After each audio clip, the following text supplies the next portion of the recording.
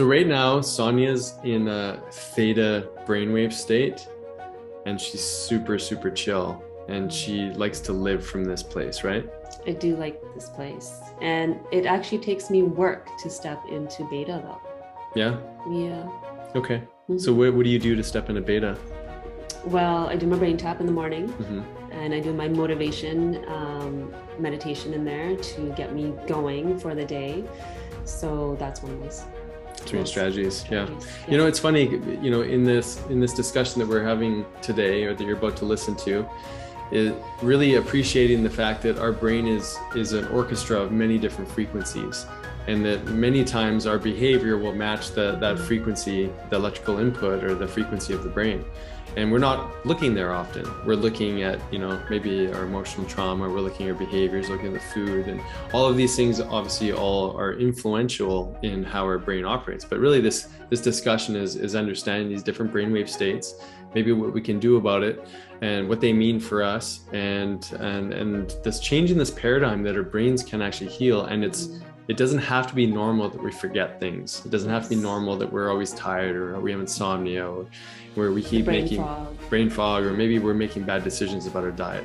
What if we look through the lens of the brain and the brainwave activity? Yeah, and just looking at it from an everyday perspective of the different triggers that can trigger the different wavelengths, the difference between men and women we discuss also. So it's a really good podcast to tune into to get to understand what's the one thing that you can do today to help support your brain. Mm-hmm. So tune in, let us know. And Sonya has a little cry in the middle.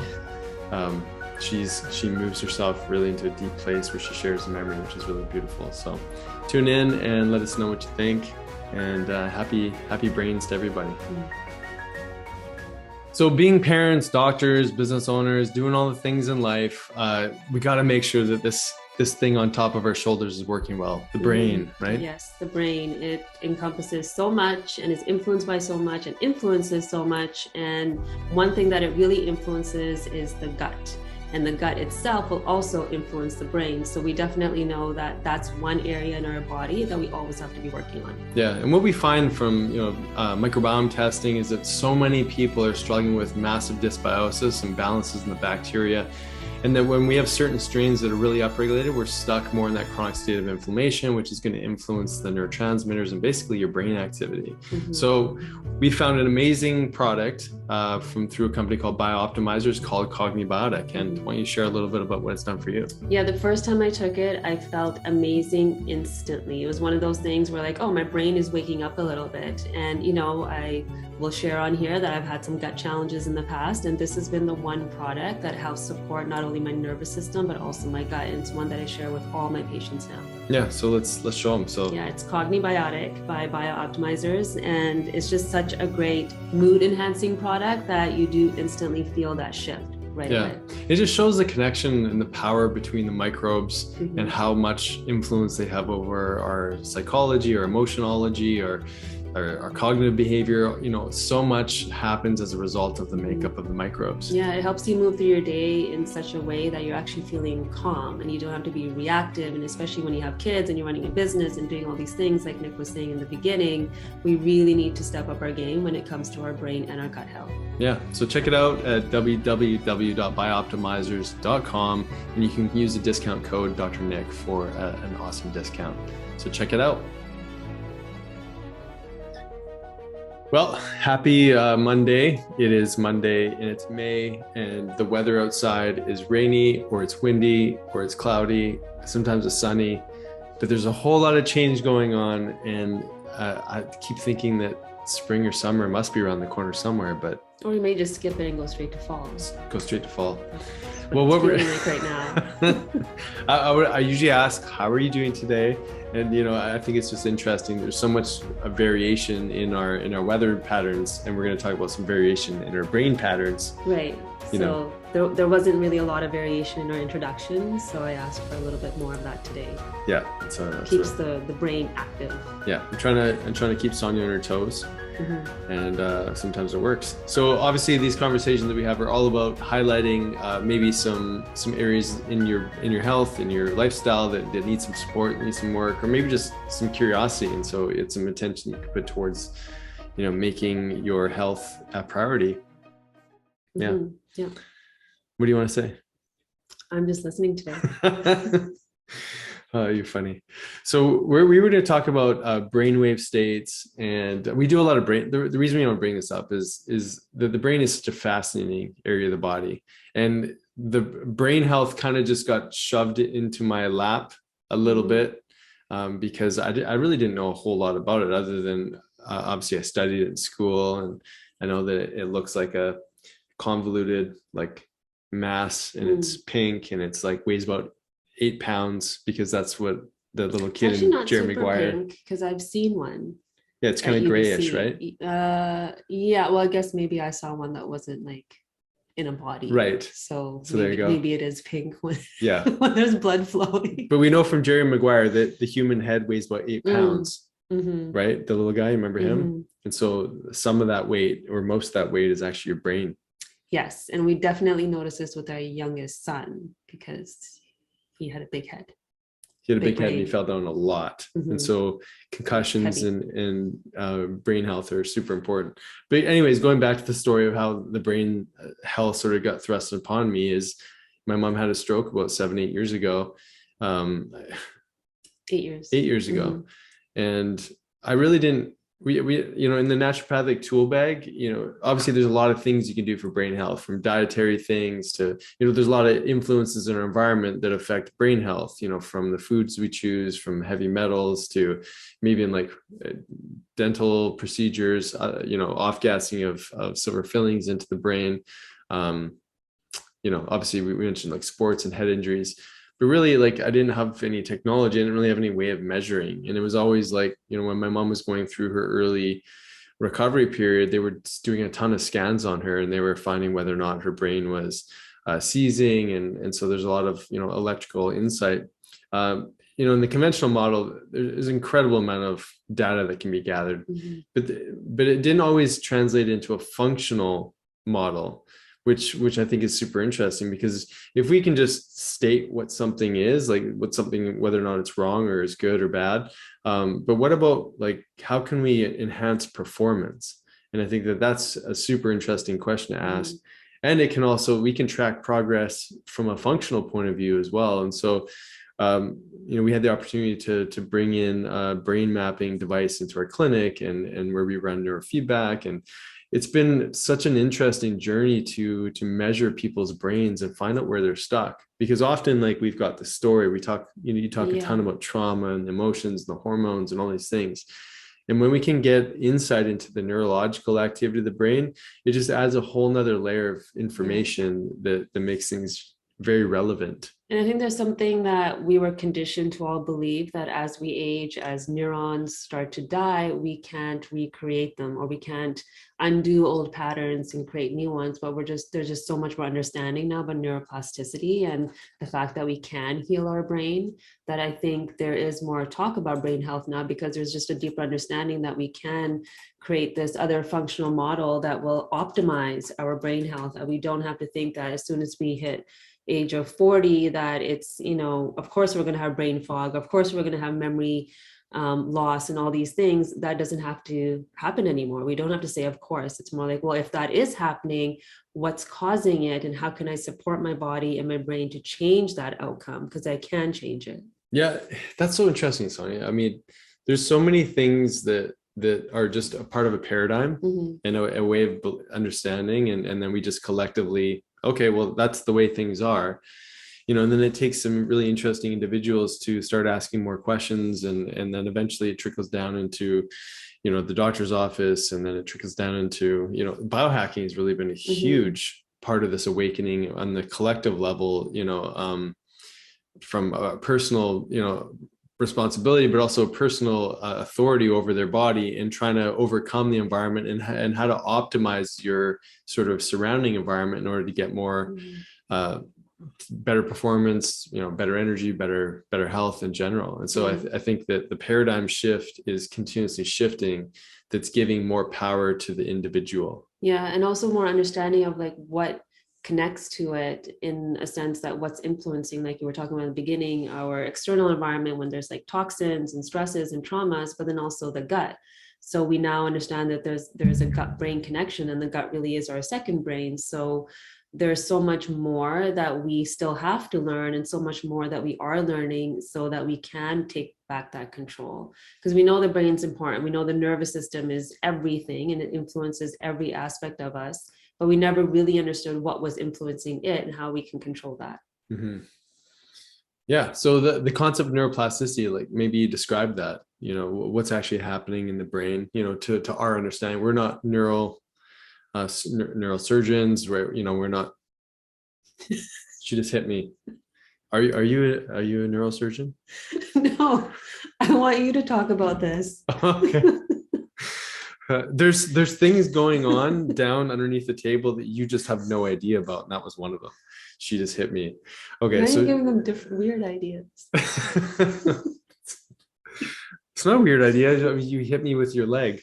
Yeah. So I wonder if we should just edit this part out. Maybe. Okay. Back on track. Mm-hmm. Sonya wants me to talk about neuroplasticity. To my level of understanding, when we're learning something new, all the little dendrites, all the little connections in our brain are actually, you know, they're constantly growing. They're constant state of flux. Because of estrogen. Because of estrogen. And I'm sure some of the other hormones play a role too. And but there are mainly estrogen. Oh, okay. I don't know if anyone's going to get any value out of this conversation today. Let's hope they do. So estrogen is a really important factor in neurogenesis. Okay, in case you guys didn't know, there's other little factors. There's something called brain-derived neurotrophic factor, which gets upregulated with exercise and like learning a new instrument or learning Fasting. a new language. What? Fasting.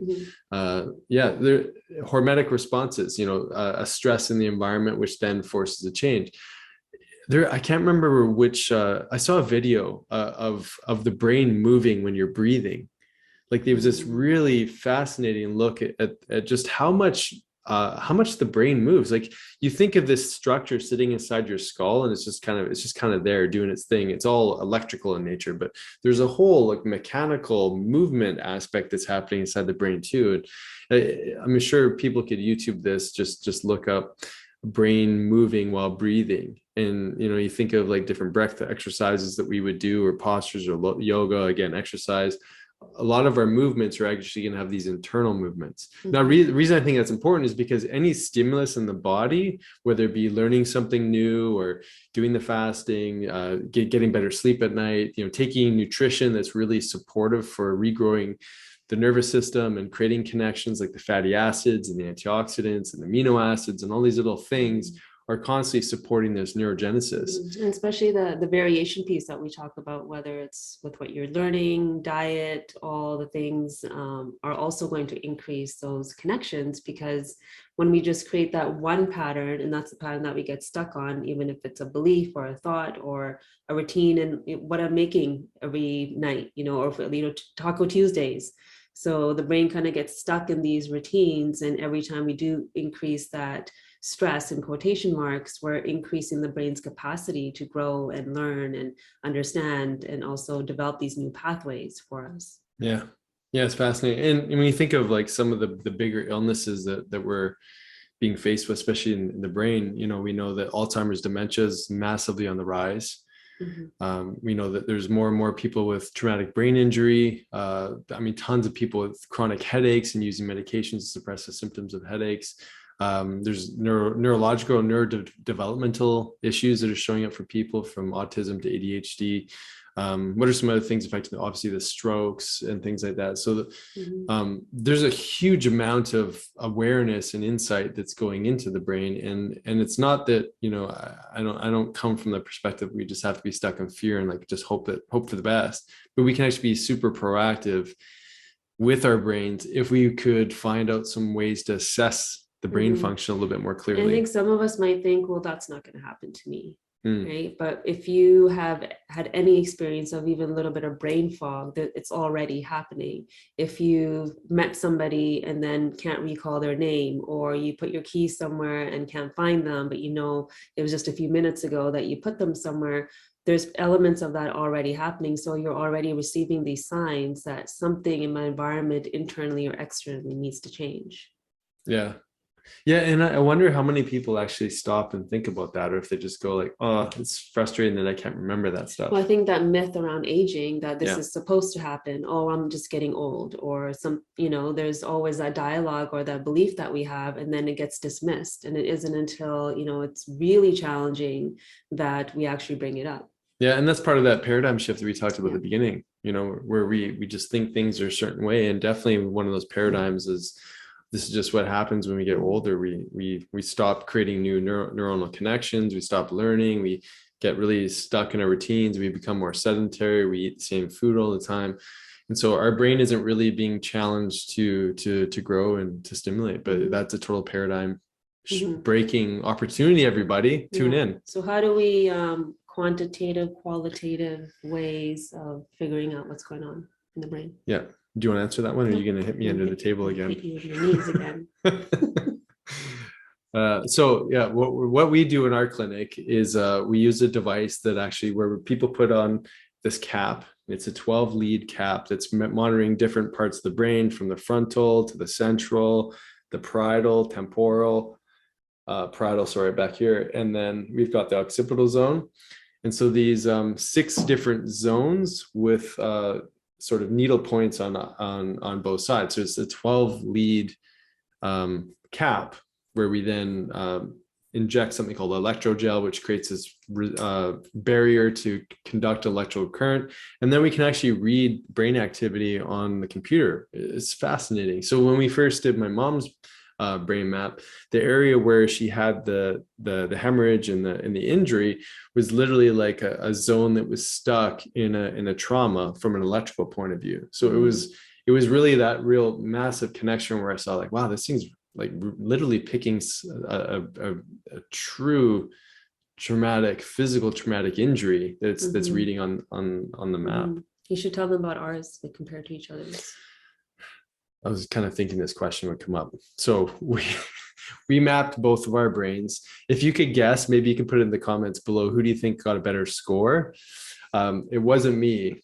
I did not get the better score. Sonya got like 8 out of 10, and I got like 5 or 6 out of 10. So what this is it's an overall, she's so proud of herself. Just look at the smile.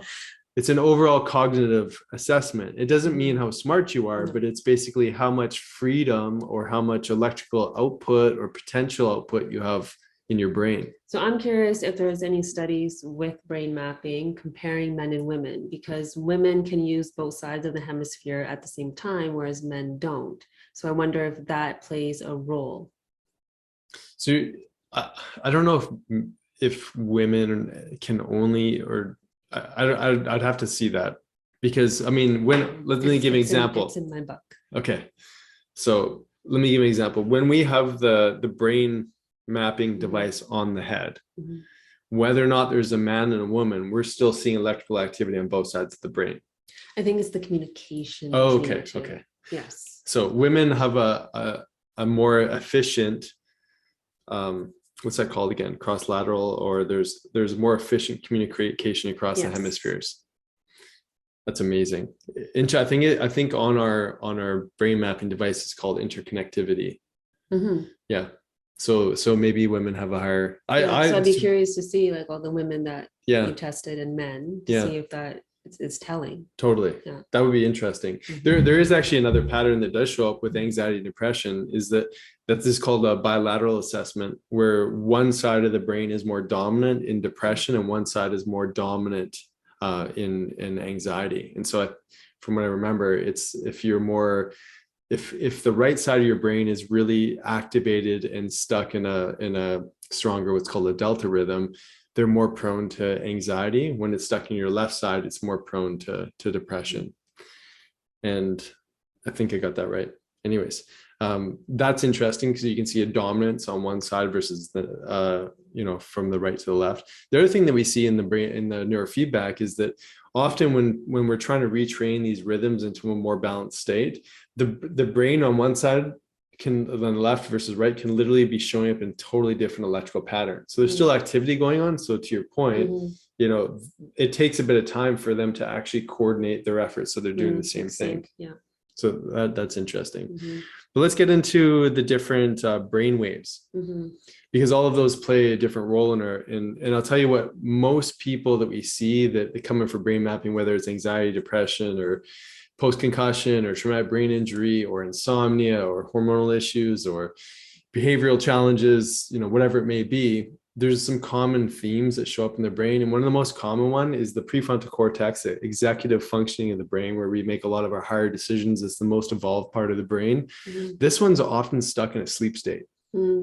Yeah, it's interesting because that brain starts to develop when we're young, but isn't fully developed until we're about 25. And there's so much that happens up until that age. So I wonder if like the different traumas and experiences have purposefully shut that part of us down so that we are then stuck in that emotional body, in that back brain, in that hind brain, because we can't even access that frontal brain that actually teaches us about impulsivity or decision making and being able to really recognize right and wrong. And we just can't be there when we're stuck in that state of trauma. Yeah, even like on a personality level, I find it very interesting actually that often when people, for all the different reasons why they start to display symptoms of, PTSD or anxiety or depression, or the mixed bag of different emotional paradigms that they find themselves stuck in, that the personality really comes back when we start to retrain the brain. Out of those states, and maybe to your point, so now they've got some more faculty in the prefrontal cortex to actually,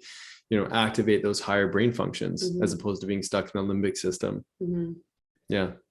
So and that to be honest, like that's one of the big things we look at is the overall magnitude of these brainwave frequencies. So that was saying that point just from what we see often is that often people have a prefrontal cortex that's really stuck in that delta stage sleep, or delta stage, which is literally the same stage that we get to when we're stuck in when we're going into deep sleep. So you can imagine going through your day with a high delta brainwave and trying to like be productive or connect to your partner and not get hit under the table or whatever it is that's going on. Like it's hard to move through life when your brain is literally asleep. So then tell us about the other waves then. So what's theta? Yeah. So theta, I mean, do you want to say theta? Okay. So theta is your dream state. It's usually more reflective of that REM state of sleep. And, you mentioned that 0 to 8 years of age, that they call that sort of the spongy years, the years where we're just soaking up information. And it's because we're more locked into this conditioning of how we're going to manage our environment. Like how does the family dynamics work? Like, we're constantly learning. So we're constantly observing. We're in that recording state of our life. Relaxed state too, no? I mean, does Soren seem like he's relaxed? Well, no, but it's in the brain. It's like that's where we want to go to sometimes in certain meditations, so that we can absorb and we can learn and we can deeply understand ourselves. So it makes sense that from 0 to 8 we would be there, because in order to receive information, the brain has to be open to it. Yeah. And just think about, some people in those years of their lives go through incredible amount of trauma, right? Like, and so maybe they're like getting, some of that pain or whatever is getting locked in a little bit deeper. And you mentioned something.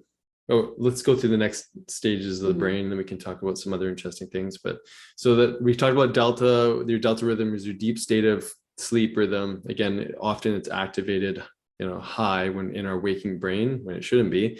And then we have theta, which is more that programming state, that sort of REM stage of sleep where a lot of subconscious work or programming or recording is happening. Then we've got the alpha rhythm. You can talk about that one. Yeah. So the alpha, the way I understand it, it's a bridge between theta and beta being more of that action. So this is just how I see it. When I see that that's the bridge, I mean, that's the one that I want to really develop, because it can bring me into that state of like that meditative state of learning and receiving into action when I need to go there. So it helps me to adapt to the environment and to my surroundings so that I can participate in life, but also sit back and receive the gifts of it too. Yeah, I like that. So alpha is really that meditative space that you can develop through practice, right? And it's probably, more akin to that state of consciousness right before you get into the sleep. It might be the state of light sleep even, or definitely like super calm meditative space, like the shavasana at the end of a yoga class. Yes. Yeah. And then you've got beta. And then beta is you're alert, it's your get up and go. And again, it's so common where this beta is not really activated, or people that are stuck in anxiety, it's almost like the beta is too active, in different parts of their brain. And so like that calmness, or that putting down of the braking system isn't really working because the gas pedal is constantly down. And this is super interesting, because when we see that overall cognitive function with that brain map, sometimes people are stuck in depression. It's not because they don't have enough brain power. That could be totally normal, but sometimes there's huge amount of inhibition, which could be coming from inflammation or something else. And then sometimes they're just really, really low power. And so helping people out of depression from that neurological point of view sometimes is waking up the betas again. So anyways, that's super interesting. Now there's a really cool rhythm that takes place between the alpha and the beta.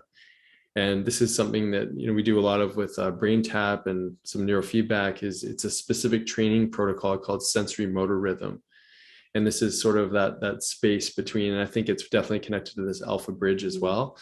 But the sensory motor rhythm is essentially, it's like the cat who's super relaxed, chilled, but ready to pounce at any moment. And that's sort of like the cat rhythm. So we talk about that with our son. Before he goes to play soccer, we'll put on the BrainTap, and we'll be putting on the sensory motor rhythm. So he's super calm, but then ready to react. The alpha state is really more about like body, mind, everything's relaxed, but sensory motor rhythm is chill with a readiness for activity. I think what you said there was really important. Like we've been talking about, somebody that's maybe had a stroke or inflammation in the brain because of a concussion, depression, anxiety, so that it still feels like it's this like reactive treatment, but really it could be such a preventative treatment.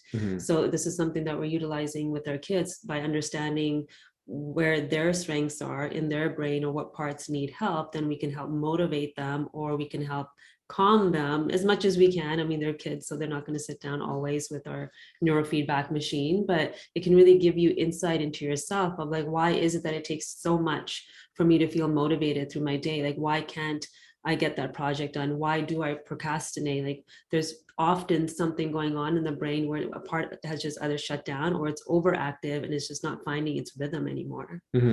Totally. And so then we talked about beta too, right? So with that sort of stimulus, like get up and go state, it's a really important state to get things done. Obviously, you want to be in beta when you're driving. However, I think a lot of people move into that, maybe it's sensory motor rhythm or more the alpha state. And sometimes you can't really remember how you got from point A to point B. So how many traffic accidents happen as a result of our brain not just being in the states that it needs to be in order to perform functions. Yeah. What about gamma?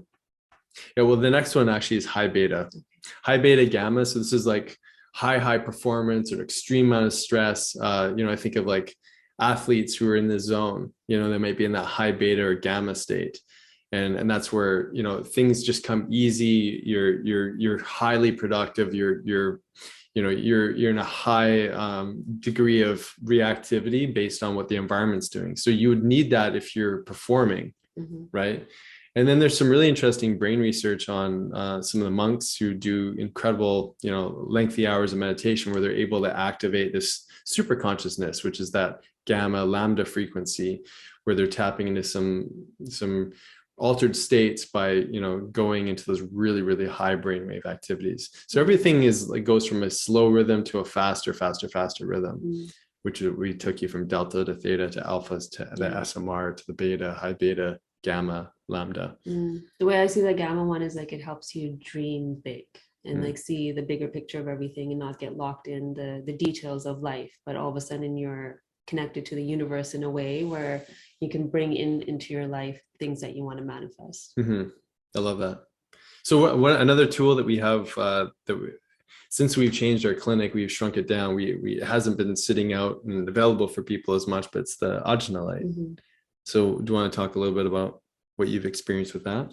Yeah, so that one, there's different programs on there that will stimulate the different wavelengths and what you're needing. And I remember my first experience just felt good. And then the second experience, maybe I'm getting this mixed up, but it actually triggered an old trauma, and not even on a conscious level. I felt fine afterwards, but it wasn't until you and I were talking and it showed up that it was triggering something. I just felt really weepy. And so I knew there was some deep subconscious healing that was happening. So it's one of those things where it's just, you start to recognize how deeply we have pushed different experiences into our subconscious brain that still show up in our everyday life through, the various emotions that we might feel, or the triggers that show up just on a daily basis, but we can't always put the two together. And I find when you do work on these wavelengths, it really helps to not have to do it from such a logical way. And talk therapy, which can be supportive for many people, but it's just happening, and then your relationship to it starts to shift. Yeah, that's awesome, Sonya.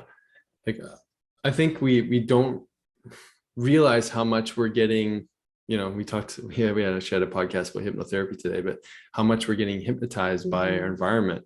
You could be watching TV and it can put you into a theta state, or you could be watching TV and it's really stressful. It could be putting you into a beta state, and then you could be having an experience, whether through breath work or, dream time or some of these technologies, because of light flickering frequencies that get your brain to entrain to move into that same rhythm and pattern, which, when you're starting to send those electrical frequencies to different parts of your brain, memory is sort of like, I don't know if there's a physical location. I know that there's memory, short-term memory, long-term memory and stuff that is definitely, that can be activated from different parts of the brain. But there's also this concept of mind. And when you have an electrical frequency that's starting to, interface with some of these very specific, deep-rooted centers of the brain, you're also, it's also connected in some way to that level of the emotional body or the mind that sort of is non-local. Well, right? all that information is coming from that space, that the emotional body, then the hippocampus and the memory, and it's all kind of creating that experience in that moment. And that experience can be triggered by so many different things. And sometimes in that moment, we can't control what happens next within our emotional body. So doing this kind of training, it's like, it just brings you out of that experience faster in a way where you can start to observe it, kind of like that space we were talking about in our other podcasts, between the stimulus and the response. I kind of feel like that's the alpha, right? The alpha way, when you start to practice that there's that bridge and there's that more of that space. So now you can really recognize where these old stories, these beliefs, these things are starting to show up. Yeah. And I think when to your point, when you spend time there, you start to uncover things about yourself that you just can't do when we're in our do high beta, or like the beta part of our brain.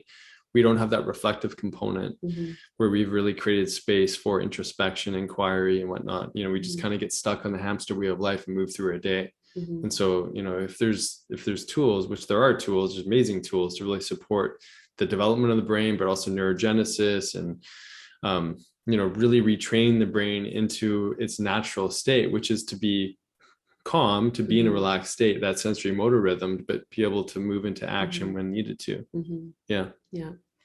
I'll just share my little experience I had last night. I went to go see my niece perform, and I grew up dancing and performing and teaching kids, and I was having little moments of triggers of like, why did I stop? Like, all these questions were coming up. And at the end, a song that I last performed with one of my best friends who passed away came up, and I just started bawling my eyes out.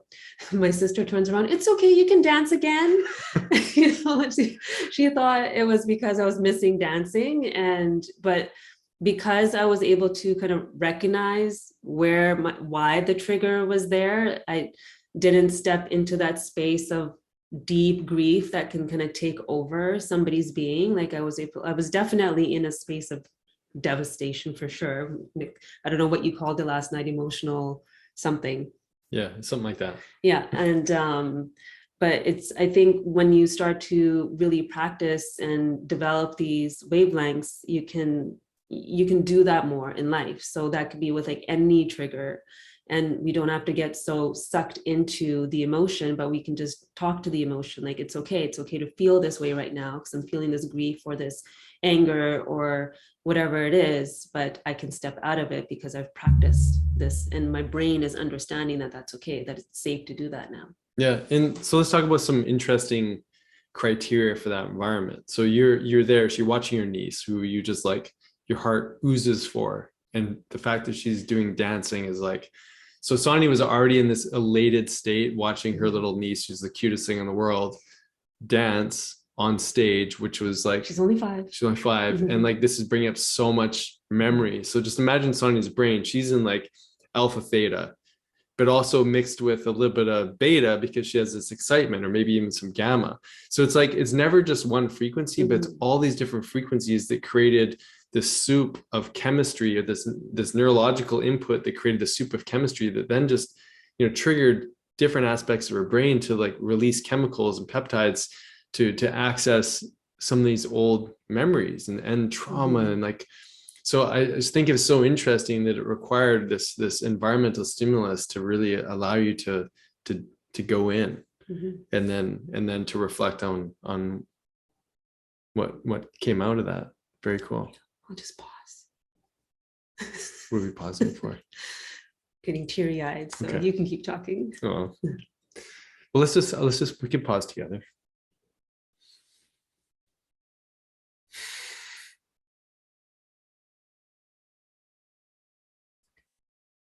Okay. So the beautiful thing here is that, we are constantly doing this. Like, it's not like a superpower, but it is sort of a superpower that you can definitely develop and train and support in your life. And I think just bringing a conversation to the fact that these brainwave states are constantly influencing us, and we can either be at the whim of them, or we can actually retrain patterns that are super supportive for us. Why did you let me bring this example up? You kind of just went there on your own. I know. Yeah. Look at that. So Sonya was like real life experience getting into a memory. You're welcome. Yeah. Are you going to share something on this, or is it? Oh no, this is good. This is good. Okay. Yeah. So let's bring it back to like, let's put a little bow on this conversation. Yeah. So really what we're talking about here is that the brain has an incredible capacity to heal. There's neuroplasticity, there's different stimulus, and there's ways of assessing where our brain is stuck. There's reasons for why we maybe aren't feeling well, or we're not moving past our trauma or depression or anxiety or insomnia. There can be definitely sticking points for us from a toxicity point of view, a food point of view, behavioral point of view. But we can look through the lens of the neurological systems of the brain. And when we're stuck in our repetitive behavior, we probably have, too many cylinders firing, say, in the beta range, and not enough of the supportive nature that's like an orchestra happening, everything's happening together. But we can actually, through training, through breath work, through, neurofeedback, we can actually support a more balanced brain activity, which allows us to have more faculty when we're in a moment. So because this is all electric, what's like the one thing people can do every single day that can help balance that out without the gadgets, without everything else? Yeah, I think grounding, getting your feet on the soil or the beach, getting the infrared light from the sun, of course, following a really good strategy of going to sleep on time and waking up at a particular time, having a breath work practice, and something to tune into yourself in the morning, so that you're creating your day with your practice. Your day isn't controlling you as you move through your day, because it's the hamster wheel really that we all get stuck on, of the to-do list, and then we're just serving our life instead of us being on the driver's seat. Yeah, perfect. So my answer was going to be nature. I did ask for one thing, but that's true, you did. Yeah, nature, just because thinking of the electricity, right? And we're bombarded all day long, especially if we're inside or we have our phones and we're on the computer, like that's our day. So imagine the influence that electrical work is having on your brain. So really stepping out of that space is so important. So this is why like camping and making sure that you're getting outside and really honoring that relationship with nature, so that the brain can really exhale because it's just on all the time. So what are we going to do in our days to help support this brain that's allowing every experience that we have to be stored and for us to experience it over and over again? So yeah, what will you guys do today? So maybe just a seed for you guys. Yeah. That was good, you know, and even just from that EMF point of view, like our brains are getting entrained anyways as a result of the chronic electrical stimulus or the, you know, staring of the screens and whatnot. So yeah, great message. Thank you. Okay. So Sonya's going to go do some journaling, and and hopefully this stirred some ideas in your own brain, your own mind, to take some control or create some freedom in your life through understanding these new principles and this paradigm of the brain can heal. Yeah, I might actually just put the BrainTap on and go into the enchanted forest. Okay. All right. While she does that, I'm going to go pick up the boys from school. Okay. Thanks for tuning in. Take care.